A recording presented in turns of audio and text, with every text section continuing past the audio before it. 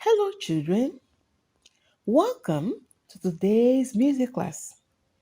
In today's class, our topic is ear and music. Our topic is ear and music. The ear is the important organ of hearing which is associated with singing.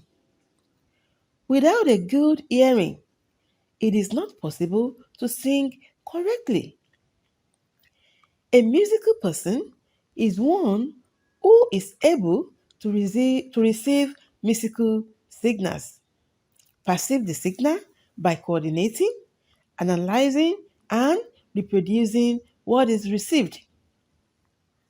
An unmusical person, on the other hand, may receive musical signal but not be able to reproduce same partly because of his inability to coordinate and analyze what was received before reproducing. There are varying degrees of musicality, from the very musical person to the unmusical person. Musicality is hereditary. The good news, however, is that it is possible to develop and improve the musicality of certain degree of the unmusical person by concerted and sustained training.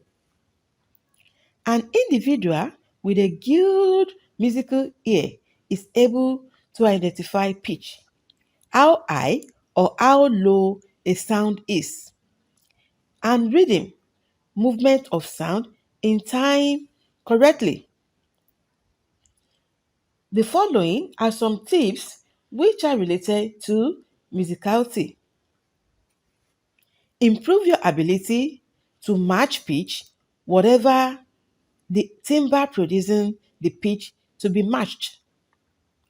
Ability to differentiate notes of almost the same pitch and reproduce short melodic line.